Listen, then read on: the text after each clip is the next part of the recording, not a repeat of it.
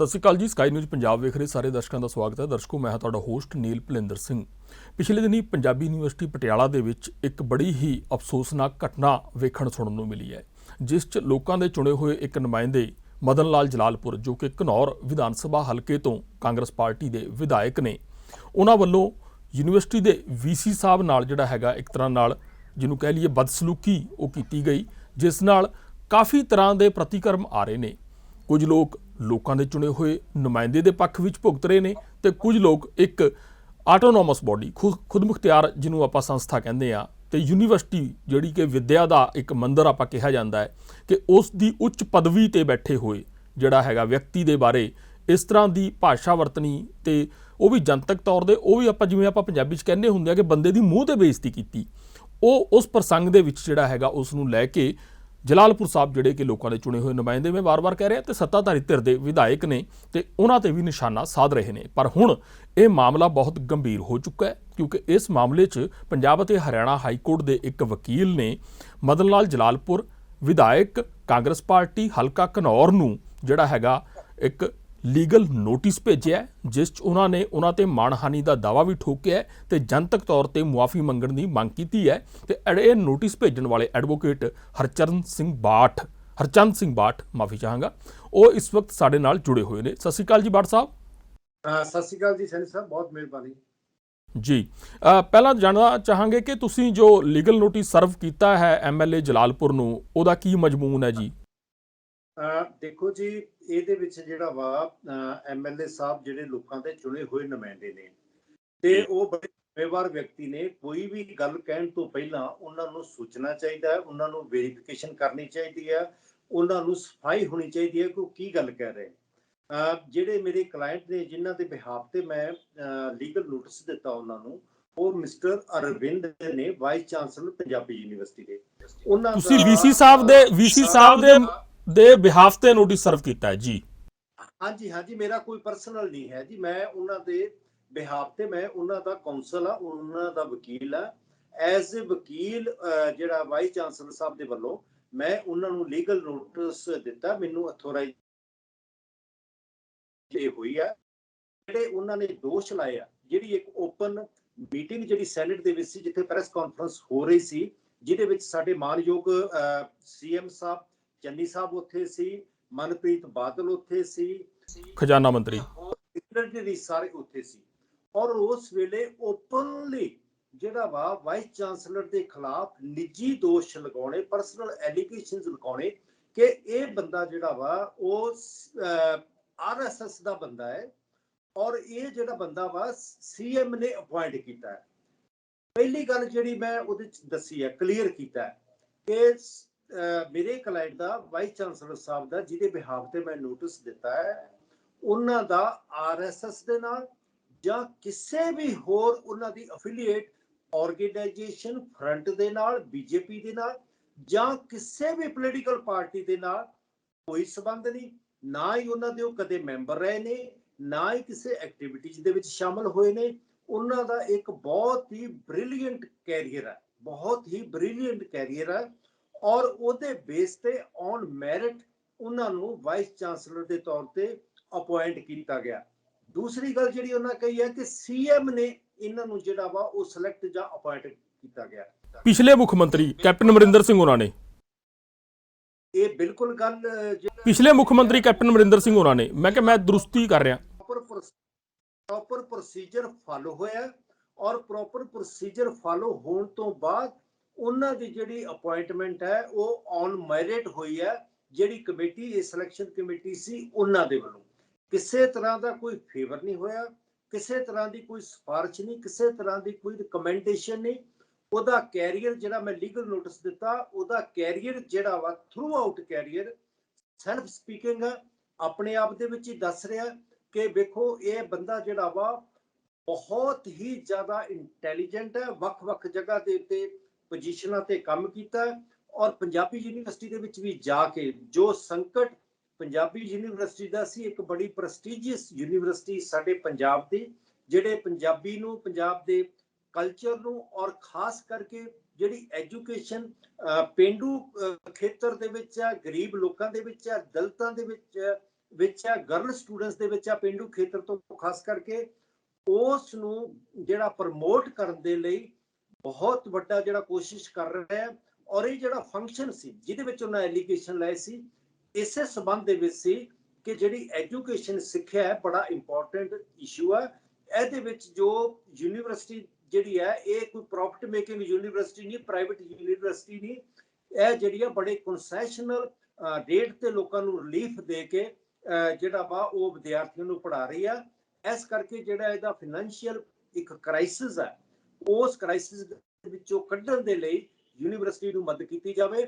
ਔਰ ਚੰਨੀ ਸਾਹਿਬ ਨੇ ਜਿਹੜਾ ਵਾ ਉਹ ਐਲਾਨ ਵੀ ਉੱਥੇ ਕੀਤੇ ਆ, ਮਤਲਬ ਇਹੋ ਜਿਹੇ ਫੰਕਸ਼ਨ ਦੇ ਵਿੱਚ ਜਿਹੜਾ ਯੂਨੀਵਰਸਿਟੀ ਨੂੰ ਪ੍ਰਮੋਟ ਕਰਨ ਦੇ ਲਈ ਆ, ਉਹਦੇ ਵਿੱਚ ਇਹੋ ਜਿਹੇ ਝੂਠੇ ਐਲੀਗੇਸ਼ਨ ਲਾਉਣਾ ਵਿਦਆਊਟ ਐਨੀ ਬੇਸ, ਇਹ ਬਿਲਕੁਲ ਹੀ ਬਹੁਤ ਗਲਤ ਗੱਲ ਹੈ। ਇੱਕ ਜ਼ਿੰਮੇਵਾਰ ਐਮਐਲਏ ਭੱਟ ਸਾਹਿਬ, ਇਸ ਕਰਕੇ ਅਸੀਂ ਨੋਟਿਸ ਦੇ भट्ट साहब मैं दोबारा थोड़ा जिहा इन ब्रीफ मैं जानना चाहांगा कि नोटिस दे विच तुसी की मजमून रखिया है, की तुसी मंग कीती है मुख तौर ते? ਅਸੀਂ ਜੀ ਇਹ ਮੰਗ ਕੀਤੀ ਹੈ ਕਿ ਤੁਸੀਂ ਜਿਹੜਾ ਤੁਹਾਡੇ ਕੋਲੇ ਕੋਈ ਸਬੂਤ ਨਹੀਂ ਹੈ, ਜਿਹੜੇ ਤੁਸੀਂ ਐਲੀਗੇਸ਼ਨ ਲਾਇਆ, ਦੋ ਐਲੀਗੇਸ਼ਨ। ਨੰਬਰ 1 ਕਿ ਇਹ ਬੰਦਾ ਆਰਐਸਐਸ ਦਾ ਬੰਦਾ ਵਾਈਸ ਚਾਂਸਲਰ, ਦੂਜਾ ਕਿ ਸੀਐਮ ਨੇ ਅਪਾਇੰਟ ਕੀਤਾ जी। पर मानहानि का नोट डेफामेशन का नोटिस है, कोई ये मालिया पक्षों या रेवन्यू पक्षों भी कोई जड़ा हैगा दावा ठोकिया गया है? डेफामेशन नील जी दो चीज़ों का होंदा है जिहदे साडे कोल ऑप्शन ओपन होंदे आ।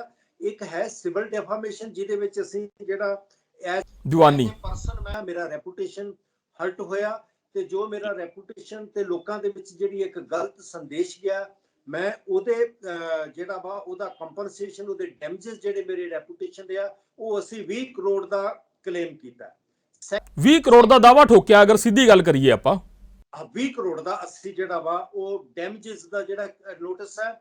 ਦੂਸਰਾ ਅਸੀਂ ਕਿਹਾ ਕਿ ਤੁਸੀਂ ਮਦਨ ਠੇਕੇਦਾਰ ਮਦਨ ਲਾਲ ਜਲਾਲਪੁਰ ਜੋ ਕਿ ਐਮਐਲਏ ਹਲਕਾ ਘਨੌਰ ਨੇ, ਉਹਨਾਂ ਨੂੰ ਤੁਸੀਂ VC Punjabi university Patiala professor Arvind, ਉਹਨਾਂ ਦੇ ਮਾਣ ਹੱਤਕ ਕਰਨ ਦੇ ਜਿਹੜਾ ਹੈਗਾ ਦੋਸ਼ ਦੇ ਵਿੱਚ ਤੁਸੀਂ ਉਹਨਾਂ ਨੂੰ 20 ਕਰੋੜ ਦਾ ਦਾਵਾ ਠੋਕਿਆ ਹੈ, ਜੋ ਮੁੱਖ ਜੇ ਆਪਾਂ ਇੱਕ ਸਿੰਗਲ ਲਾਈਨਰ ਤੁਹਾਡੇ 4 ਸਫ਼ਿਆਂ ਦੇ ਜਾਂ 5 ਸਫ਼ਿਆਂ ਦੇ ਨੋਟਿਸ ਤੋਂ ਕੱਢਣਾ ਹੋਏ ਇਹ ਹੈ, ਜੇ ਮੈਂ ਗਲਤ ਨਾ ਹੋਵਾਂ ਤਾਂ। ਹਾਂ ਬਿਲਕੁਲ ਠੀਕ ਹੈ ਤੁਹਾਡੀ ਗੱਲ। ਇਹਦੇ ਚ ਤੁਸੀਂ ਦੋ ਚੀਜ਼ਾਂ ਕੱਢ ਸਕਦੇ ਹੋ। ਇੱਕ ਕਿ ਮੇਰਾ ਜਿਹੜਾ ਰੈਪੂਟੇਸ਼ਨ ਹੈ, ਤੁਸੀਂ ਪੂਰੇ ਸੁਸਾਇਟੀ ਦੇ ਵਿੱਚ ਸਾਰੇ ਲੋਕਾਂ ਦੇ ਵਿੱਚ ਗਲਤ ਦੋਸ਼ ਲਾ ਕੇ ਡੈਮੇਜ ਕੀਤਾ ਤੇ ਆਈ ਵਿਲ ਕਲੇਮ ਕਿ ਮੈਨੂੰ ਜਿਹੜਾ ਵਾ 20 ਕਰੋੜ ਦਾ ਜਿਹੜਾ ਵਾ ਉਹ ਕੰਪਨਸੇਸ਼ਨ ਮੈਂ ਤੁਹਾਡੇ ਤੇ ਜਿਹੜਾ ਵਾ ਉਹ ਸਿਵਲ ਸੂਟ ਫਾਈਲ ਕਰਾਂਗਾ। ਦੂਸਰਾ ਇਹ ਕ੍ਰਿਮੀਨਲ ਡੈਫਾਮੇਸ਼ਨ ਹੈ, ਜੇ ਤੁਸੀਂ ਅਪਰਾਧਿਕ ਮਾਣਹਾਨੀ ਬਿਨਾਂ ਕਿਸੇ ਸਬੂਤ ਦੇ ਦੋਸ਼ ਲਾਉਂਦੇ ਜਿਹਦੇ ਵਿੱਚ ਕੋਈ ਸੱਚਾਈ ਨਹੀਂ। ਜਿਵੇਂ ਵੇਖੋ ਤੁਸੀਂ ਅਰਵਿੰਦ ਕੇਜਰੀਵਾਲ ਨੇ ਮਜੀਠੀਆ ਤੇ ਹੋਰਾਂ ਦੇ ਦੋਸ਼ ਲਾਏ ਸੀ ਤੇ ਉਹਨਾਂ ਨੂੰ ਮਾਫੀ ਮੰਗਣੀ ਪਈ ਕਿਉਂਕਿ ਉਹਨਾਂ ਕੋਲ ਕੋਈ ਸਬੂਤ ਨਹੀਂ ਸੀ। ਇਸੇ ਤਰ੍ਹਾਂ ਅਸੀਂ ਦੂਜੀ ਮੰਗ ਕੀਤੀ ਹੈ ਕਿ ਜਾਂ ਤਾਂ ਤੁਸੀਂ ਜਿਹੜੀ ਆ 15 ਦਿਨ ਦੇ ਵਿੱਚ ਮਾਫੀ ਮੰਗੋ, ਪਬਲਿਕ ਅਪੋਲੋਜੀ ਜਿਹੜੀ ਆ ਉਹ ਮੰਗੋ ਕਿ ਹਾਂ ਇਹ ਦੋਸ਼ ਜਿਹੜੇ ਅਸੀਂ ਗਲਤ ਲਾਏ ਆ ਤੇ ਅਸੀਂ ਜਿਹੜਾ ਇਹਦੇ ਤੇ ਪਬਲਿਕ ਜਿਹੜੀ ਅਪੋਲੋਜੀ ਆ ਸ਼ਰੇਆਮ ਲੋਕਾਂ ਦੇ ਵਿੱਚ ਜਿਹੜੀ ਆ ਉਹ ਮਾਫੀ ਮੰਗਦੇ ਆ ਤੇ ਫਿਰ ਅਸੀਂ ਜਿਹੜਾ ਵਾ ਉਹਨੂੰ ਰੀਥਿੰਕ ਕਰਾਂਗੇ।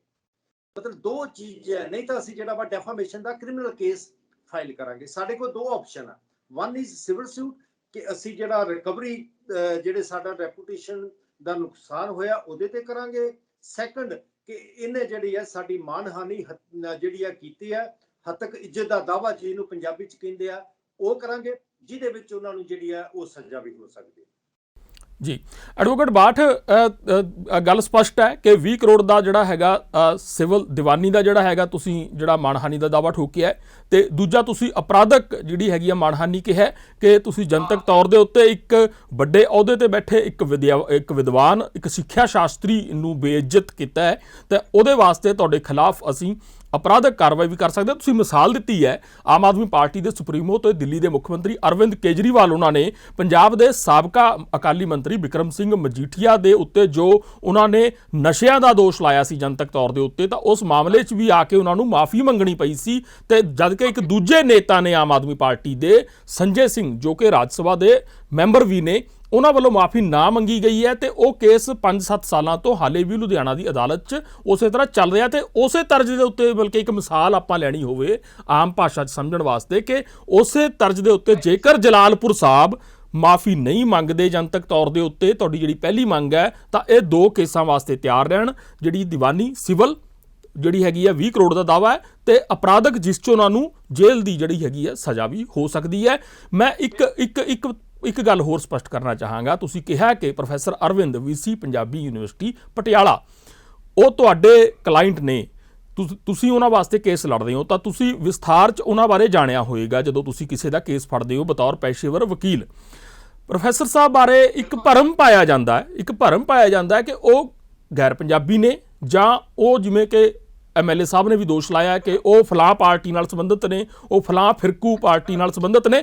ਉਹਨਾਂ ਦਾ ਪਿਛੋਕੜ ਪਰ ਮਾਝੇ ਤੋਂ ਹੈ, ਏਕਲ ਗੱਡਾ ਉਹਨਾਂ ਦਾ ਜੱਦੀ ਪਿੰਡ ਹੈ। ਤਾਂ ਤੁਸੀਂ ਇਨ ਬਰੀਫ ਥੋੜਾ ਜਿਹਾ ਸਾਡੇ ਦਰਸ਼ਕਾਂ ਨੂੰ ਵੀ ਜ਼ਰੂਰ ਦੱਸੋ ਪ੍ਰੋਫੈਸਰ ਸਾਹਿਬ ਬਾਰੇ, VC ਸਾਹਿਬ ਬਾਰੇ, ਕਿ ਉਹ ਕਿਸ ਪਿਛੋਕੜ ਤੋਂ ਆਉਂਦੇ ਨੇ।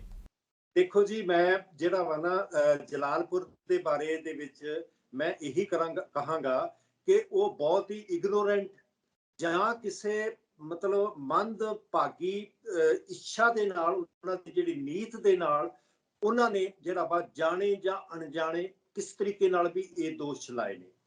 ਜੀ ਪ੍ਰੋਫੈਸਰ ਅਰਵਿੰਦ ਬਾਰੇ ਦੱਸੋ ਪਲੀਜ਼। ਮੈਂ ਦੱਸ ਰਿਹਾ ਸਵਾਲ ਇਹ ਹੈ ਕਿ ਸਾਡੇ ਤੇ ਦੋਸ਼ ਲੱਗੇ ਨੇ। ਜਿਹੜੇ ਪ੍ਰੋਫੈਸਰ ਅਰਵਿੰਦ ਨੇ, ਇਹ ਆਪਣਾ ਪਿੰਡ ਤਰਨਤਾਰਨ ਦੇ ਵਿੱਚ ਇਸ ਵੇਲੇ ਖਡੂਰ ਸਾਹਿਬ ਤਹਿਸੀਲ ਹੈ, ਜਿਹੜੇ ਕਹਿੰਦੇ ਉਹ ਪੰਜਾਬੀ ਨਹੀਂ ਹੈ।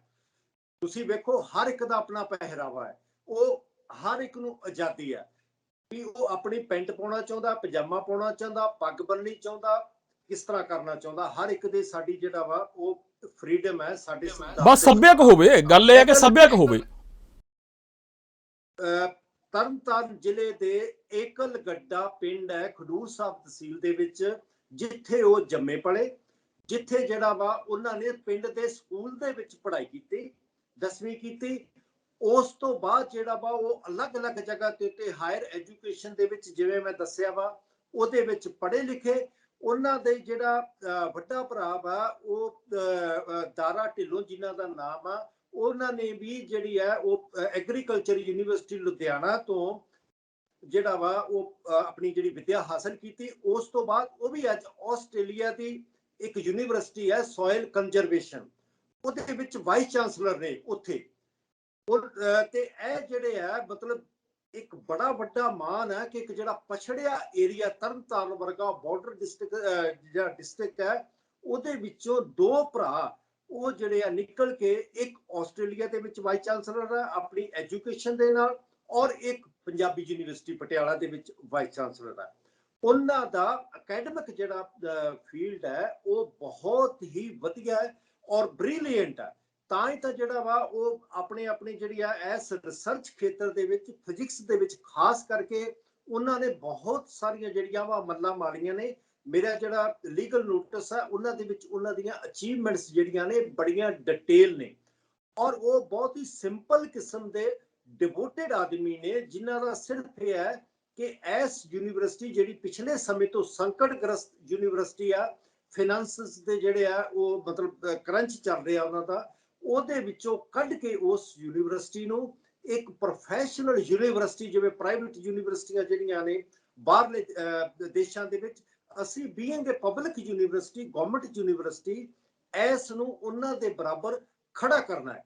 ਤੇ ਇੱਥੋਂ ਦੇ ਜਿਹੜੇ ਵਿਦਿਆਰਥੀ ਆ, ਖਾਸ ਕਰਕੇ ਨੀਲ ਸਾਹਿਬ ਤੁਸੀਂ ਜਾਣਦੇ ਹੋ ਕਿ ਪੰਜਾਬੀ ਯੂਨੀਵਰਸਿਟੀ ਜਿਹੜੀ ਆ, ਇਹਦਾ ਜਿਹੜਾ ਜ਼ਿਆਦਾ ਸਟੂਡੈਂਟ ਆ ਉਹ ਮਾਲਵਾ ਦੇ ਉਸ ਏਰੀਏ ਤੋਂ ਆਉਂਦੇ ਆ, ਜਿਹੜਾ ਬਹੁਤ ਹੀ ਇੱਕ ਸਮੇਂ ਬੈਕਵਰਡ ਜਿਹੜਾ ਏਰੀਆ ਹੈ। ਔਰ ਉਹਨਾਂ ਨੇ ਸਪੈਸ਼ਲੀ ਇਸ ਗੱਲ ਲਈ ਸੀ ਕਿ ਇਹਦੇ ਵਿੱਚ ਜਿਹੜੇ ਅਸੀਂ ਸਟੂਡੈਂਟਸ ਨੇ ਸਾਡੇ ਇਸ ਬੈਕਵਰਡ ਏਰੀਆ ਦੇ, ਅਸੀਂ ਉਹਨਾਂ ਨੂੰ ਵੱਧ ਤੋਂ ਵੱਧ ਜਿਹੜਾ ਵਾ ਸਹੂਲਤਾਂ ਦੇਈਏ, ਉਹਨਾਂ ਨੂੰ ਪ੍ਰਮੋਟ ਕਰੀਏ, ਔਰ ਕਨਸੈਸ਼ਨ ਰੇਟ ਤੇ ਜਿਹੜਾ ਫੀਸਾਂ ਕਰਕੇ ਤੇ ਉਹ ਕਰ ਰਹੇ ਨੇ।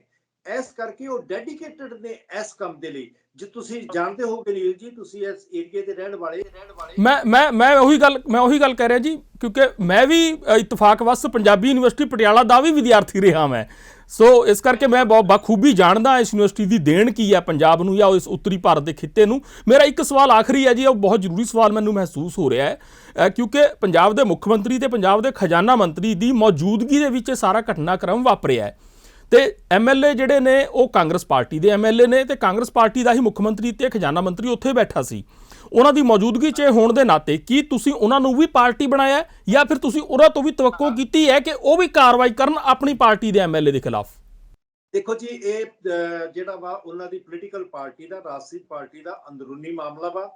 ਇਹਦੇ ਵਿੱਚ ਅਸੀਂ ਨਹੀਂ ਜਾਣਾ ਚਾਹੁੰਦੇ। ਉਹਨਾਂ ਨੇ ਕੋਈ ਜਿਹੜਾ ਵਾ ਮੰਦ ਭਾਸ਼ਾ ਜਿਹੜੀ ਹੈ ਕਿਸੇ ਤਰ੍ਹਾਂ ਦੀ ਬੋਲੀ ਨਹੀਂ, ਬਲਕਿ ਪਰ ਮੁੱਖ ਮੰਤਰੀ ਸਾਹਿਬ ਨੇ ਜਾਂ ਵਿੱਤ ਮੰਤਰੀ ਸਾਹਿਬ ਨੇ ਕੋਈ ਇਸ ਤੇ ਅਫਸੋਸ ਵੀ ਨਹੀਂ ਜ਼ਾਹਰ ਕੀਤਾ, ਬਾਅਦ ਚ ਕੋਈ ਕਿਸੇ ਤਰ੍ਹਾਂ ਦਾ ਉਹਨਾਂ ਨੇ ਇੱਕ ਸ਼ਬਦ ਵੀ ਨਹੀਂ ਬੋਲਿਆ।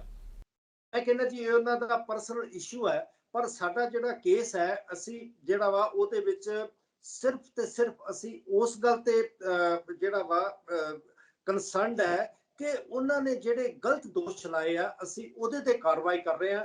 ਹਾਂ, ਹਾਜ਼ਰ ਉੱਥੇ ਬਹੁਤ ਸਾਰੇ ਲੋਕ ਸੀ। ਅਸੀਂ ਕਹਿੰਦੇ ਕਿ ਪਬਲਿਕ ਜਿਹੜਾ ਇੱਕ ਫੰਕਸ਼ਨ ਸੀ, ਪਬਲਿਕ ਫੰਕਸ਼ਨ ਦੇ ਵਿੱਚ ਓਪਨਲੀ ਵਿਜ਼ੀਬਲੀ ਇਸ਼ਾਰਾ ਕਰਕੇ ਉਹਨਾਂ ਨੇ ਵੀਸੀ ਸਾਹਿਬ ਦੇ ਵਿੱਚ ਕਿਹਾ ਕਿ ਇਹ ਬੰਦਾ ਇਹ ਸੀਐਮ ਨੇ ਲਾਇਆ, ਜਿਹੜਾ ਕਿ ਉਹਨਾਂ ਦੀ ਜਿਹੜੀ ਇੱਜ਼ਤ ਤੇ ਹੱਦ ਤੱਕ ਆ ਉਹਦੇ ਉੱਤੇ ਸ਼ਰੇਆਮ ਓਪਨਲੀ ਅਟੈਕ ਸੀ। ਔਰ ਉਸ ਦੇ ਖਿਲਾਫ ਜਿਹੜਾ ਬਿਨਾਂ ਕਿਸੇ ਸਬੂਤ ਦੇ ਖਿਲਾਫ ਜਿਹੜਾ ਉਹਨਾਂ ਨੇ ਕੀਤਾ, ਅਸੀਂ ਉਹਦੇ ਜਿਹੜਾ ਖਿਲਾਫ ਹੈ ਉਹਨਾਂ ਨੂੰ ਨੋਟਿਸ ਦਿੱਤਾ ਹੈ। ਜੇ ਉਹਨਾਂ ਨੇ ਮਾਫੀ 15 ਦਿਨ ਦਾ ਟਾਈਮ ਦਿੱਤਾ, ਨਹੀਂ ਮੰਗੀ, ਤਾਂ ਅਸੀਂ ਜਿਹੜਾ ਵਾ ਇਸ ਕੇਸ ਨੂੰ ਅੱਗੇ ਵੀ ਲਿਜਾਵਾਂਗੇ ਤੇ ਲੌਜੀਕਲ, ਜਿਹਨੂੰ ਅਸੀਂ ਜਿਹੜਾ ਵਾ ਲੀਗਲ ਟਰਮ ਚ ਕਹਿੰਦੇ ਆ ਕਿ ਅਸੀਂ ਲੌਜੀਕਲ ਐਂਡ ਤੱਕ ਜਿਹੜਾ ਵਾ ਇਸ ਕੇਸ ਨੂੰ ਲੈ ਕੇ ਜਾਵਾਂਗੇ। ਜੀ ਬਿਲਕੁਲ, ਐਡਵੋਕੇਟ ਬਾਠ ਨਾਲ ਗੱਲ ਕੀਤੀ ਹੈ ਜੋ ਕਿ ਪਟਿਆਲਾ ਯੂਨੀਵਰਸਿਟੀ ਦੇ ਉਪ ਕੁਲਪਤੀ ਪ੍ਰੋਫੈਸਰ ਅਰਵਿੰਦ ਦੇ ਵਕੀਲ ਨੇ, ਤੇ ਉਹਨਾਂ ਨੇ ਕਾਂਗਰਸ ਪਾਰਟੀ ਦੇ ਘਨੌਰ ਤੋਂ ਐਮਐਲਏ ਮਦਨ ਲਾਲ ਜਲਾਲਪੁਰ ਦੇ ਉੱਤੇ ਜਿਹੜਾ 20 ਕਰੋੜ ਰੁਪਏ ਮਾਣਹਾਨੀ ਦਾ ਦਾਅਵਾ ਠੋਕਿਆ ਹੈ ਤੇ ਨਾਲ ਹੀ ਫੌਜਦਾਰੀ ਕੇਸ ਜਿਹੜਾ ਹੈਗਾ ਚਲਾਉਣ ਦੀ ਜਿਹੜੀ ਹੈਗੀ ਆ ਉਹਨਾਂ ਨੂੰ ਚੇਤਾਵਨੀ ਦਿੱਤੀ ਹੈ ਤੇ ਨਾਲ ਹੀ ਅਲਟੀਮੇਟਮ ਦਿੱਤਾ ਕਿ 15 ਦਿਨਾਂ ਦੇ ਅੰਦਰ ਅੰਦਰ ਜਨਤਕ ਤੌਰ ਦੇ ਉੱਤੇ ਮੁਆਫੀ ਮੰਗ ਲੈਣ। ਐਡਵੋਕੇਟ ਬਾਠ ਜੋ ਕਿ ਪ੍ਰੋਫੈਸਰ ਅਰਵਿੰਦ ਦੇ ਵਕੀਲ ਨੇ। ਬਾਠ ਸਾਹਿਬ, ਤੁਸੀਂ ਸਕਾਈ ਨਿਊਜ਼ ਪੰਜਾਬ ਵਾਸਤੇ ਉਚੇਚਾ ਸਮਾਂ ਕੱਢਿਆ, ਤੁਹਾਡਾ ਬਹੁਤ-ਬਹੁਤ ਸ਼ੁਕਰੀਆ। ਅੱਗੇ ਵੀ ਤੁਹਾਡੇ ਤੋਂ ਅਸੀਂ ਇਸ ਮਹੱਤਵਪੂਰਨ ਕੇਸ ਦੇ ਵਿੱਚ ਅਪਡੇਟ ਲੈਂਦੇ ਰਹਾਂਗੇ। ਬਹੁਤ ਸ਼ੁਕਰੀਆ ਜੀ।